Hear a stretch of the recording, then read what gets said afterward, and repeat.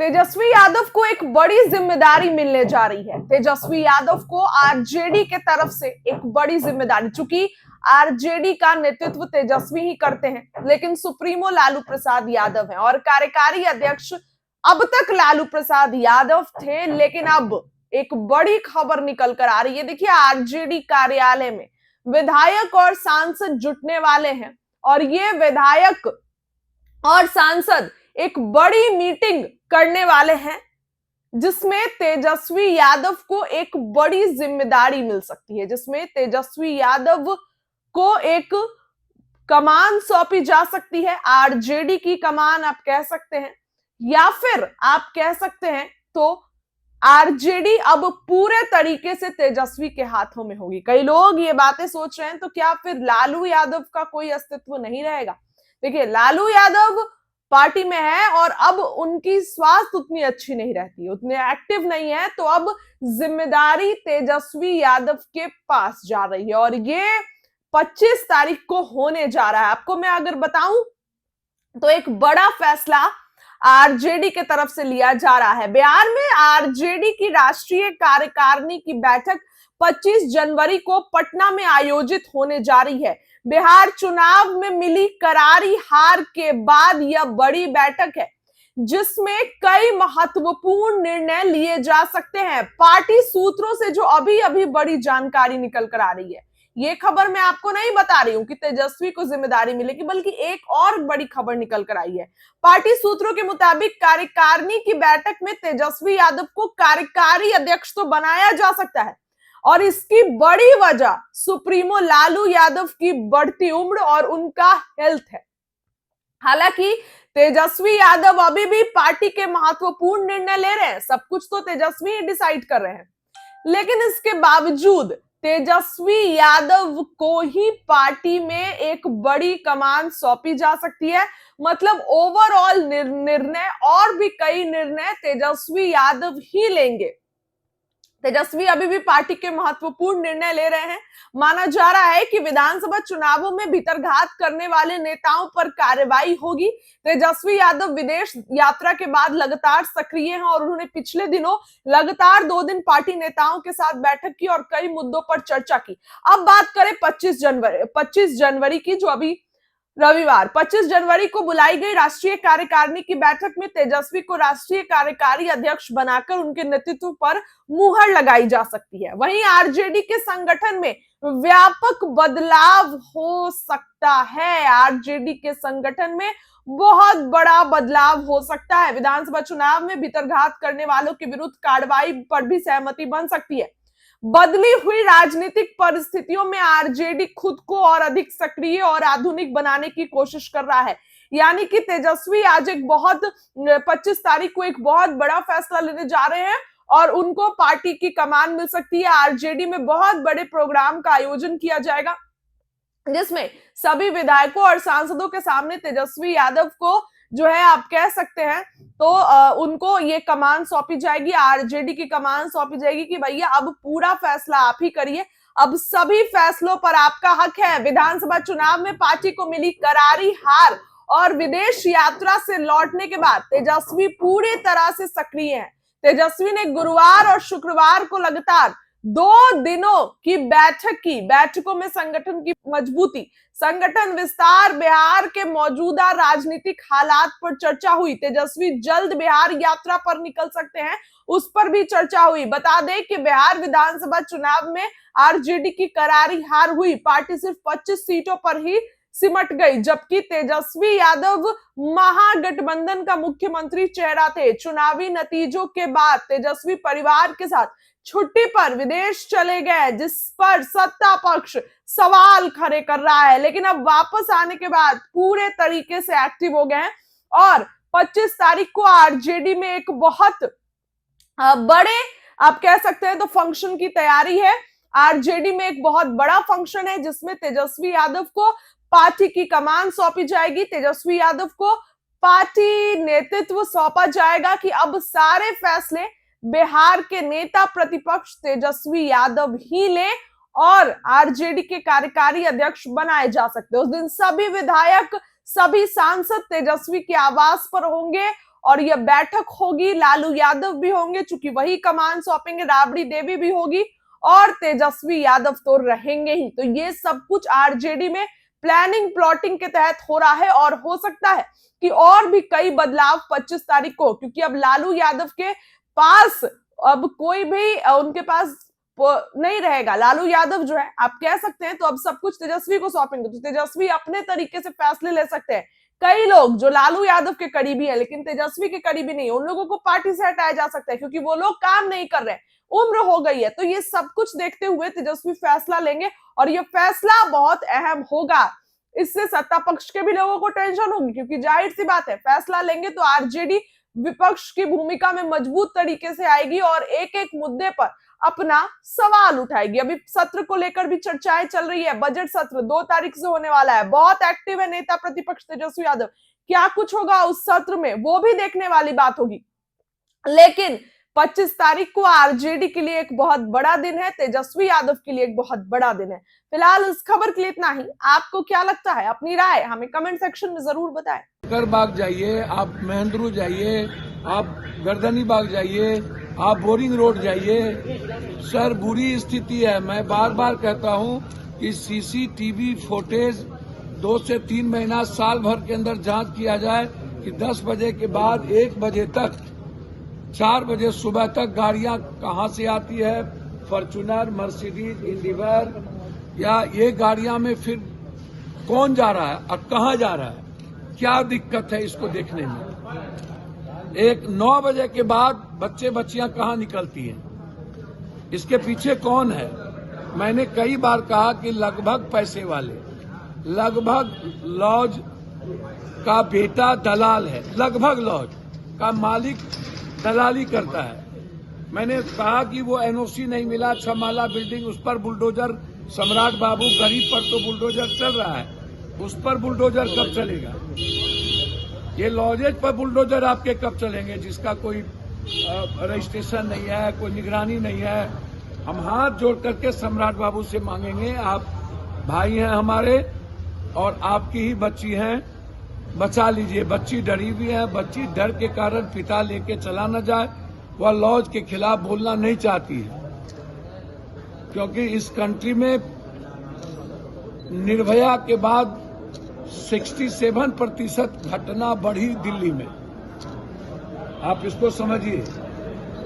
तो हम हर परिस्थिति में ये चाहते हैं कि दोनों जगह सरकार, सम्राट बाबू आपकी है, सीबीआई इंक्वायरी करा दिया जाए। और जो औरंगाबाद की बेटी और परफेक्ट हॉस्टल में जो उसी दिन आत्महत्या किया गया, आप कह रहे हैं आत्महत्या कर लिया, बच्ची आत्महत्या क्यों कर रही है।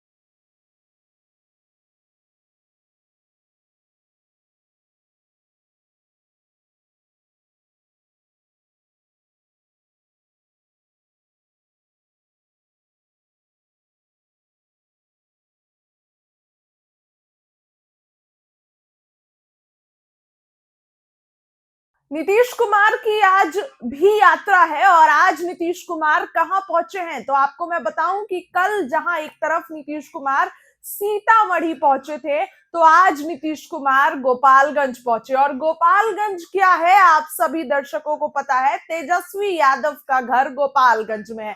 तो तेजस्वी के घर पहुंचकर क्या कुछ कह रहे हैं नीतीश कुमार, जनता को सौगात दे रहे हैं। साथ में उनके करीबी मंत्री विजय चौधरी और सुनील कुमार शिक्षा मंत्री हैं, ये सब लोग हैं। और ऐसे में क्या कुछ हो रहा है वहां पर, देखिए एक तरफ जहां बीजेपी अपना अलग कार्यक्रम कर रही है, जदयू अपना अलग कार्यक्रम कर रही है, नीतीश कुमार बीजेपी के कार्यक्रम में नहीं शामिल हुए हैं।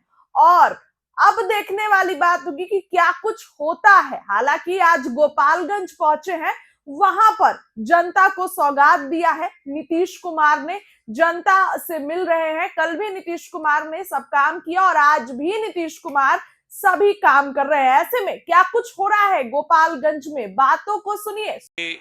सुनील जी, सांसद आलोक जी के साथ मंच पर विराजे हुए सभी सम्मानित विधायकगण और एनडीए के विभिन्न दलों के पदाधिकारीगण, कार्यकर्तागण और इस सभा में उपस्थित देवियों, सज्जनों और पत्रकार मित्रों, सबसे तो पहले हम अपने नेता मुख्यमंत्री जी के साथ आज गोपालगंज की जनता के प्रति आभार प्रकट करने आए हैं, आपको सम्मान प्रकट देने आए हैं कि पिछले चुनाव में तो आपने कमाल ही कर दिया कि 6 का 6 छक्का मारा, जिसमें एक बॉल भी बाउंड्री के अंदर नहीं रुका, 6 का 6 आ गया।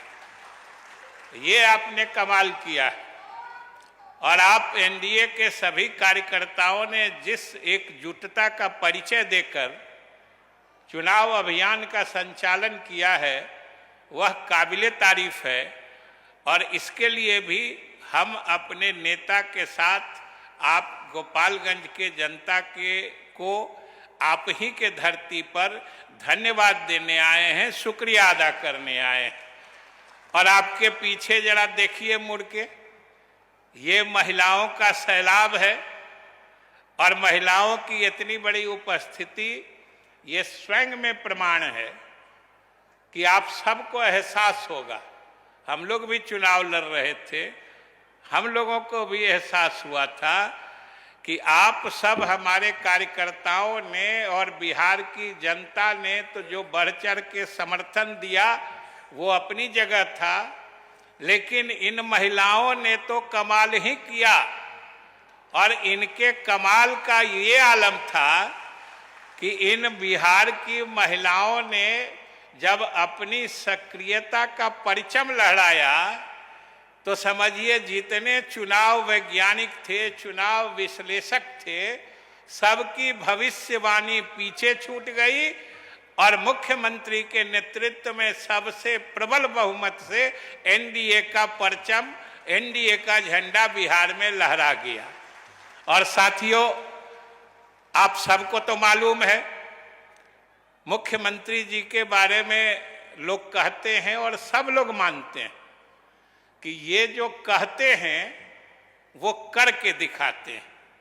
और आज भी इसका एक मिसाल लेके आपके बीच आए कि कुछ महीने ही पहले प्रगति यात्रा हुई थी मुख्यमंत्री जी की, और उसमें जिले की अनेक विकास योजनाएं जो पिछले 20 वर्षों में क्रियान्वित होने से छूट गई थी, उनकी पहचान कर उन्होंने घोषणा की थी कि हम गोपालगंज की जनता के हित के लिए इन योजनाओं का शीघ्र क्रियान्वयन कराएंगे।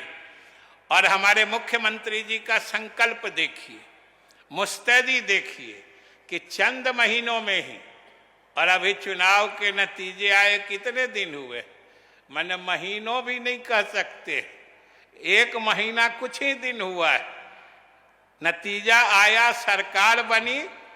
और इन्होंने कुछ महीने पहले जो वादा किया था उन वादाओं को पूरा करके आपके बीच में आपका शुक्रिया करने आ गए हैं। ये हमारे मुख्यमंत्री जी का संकल्प है और ये इनकी कार्यशैली है। और पिछले चुनाव में तो आप सब ने महसूस किया कि 20 वर्षों के जो विकास का काम है, इसने ऐसा जनाधार बनाया था कि पूरे चुनाव अभियान में पूरे बिहार में कहीं भी एक आवाज, एक शब्द, एक ध्वनि भी मुख्यमंत्री जी या एनडीए सरकार के विरुद्ध कहीं सुनाई नहीं देती थी। ये सबसे बड़ी बात थी।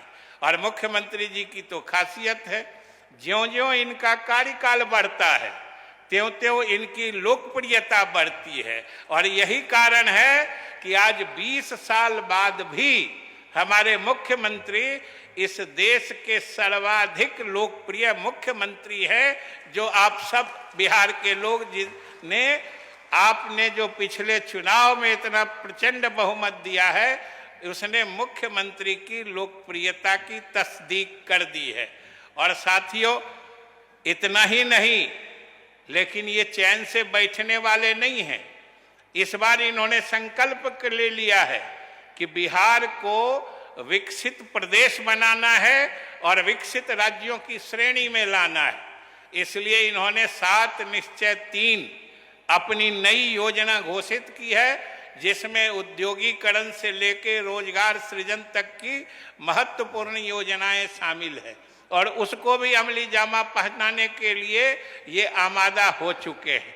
तो आप सब गोपालगंज वासियों से यही अनुरोध है कि पीछे जो आपने एकजुटता दिखाई है मुख्यमंत्री जी के नेतृत्व के प्रति, सुनील जी, सांसद आलोक जी के साथ मंच पर विराजे हुए सभी सम्मानित विधायकगण और एनडीए के विभिन्न दलों के पदाधिकारीगण, कार्यकर्तागण और इस सभा में उपस्थित देवियों, सज्जनों और पत्रकार मित्रों, सबसे तो पहले हम अपने नेता मुख्यमंत्री जी के साथ आज गोपालगंज की जनता के प्रति आभार प्रकट करने आए हैं, आपको सम्मान प्रकट देने आए हैं कि पिछले चुनाव में तो आपने कमाल ही कर दिया कि 6 का 6 छक्का मारा, जिसमें एक बॉल भी बाउंड्री के अंदर नहीं रुका, 6 का 6 आ गया। ये आपने कमाल किया है।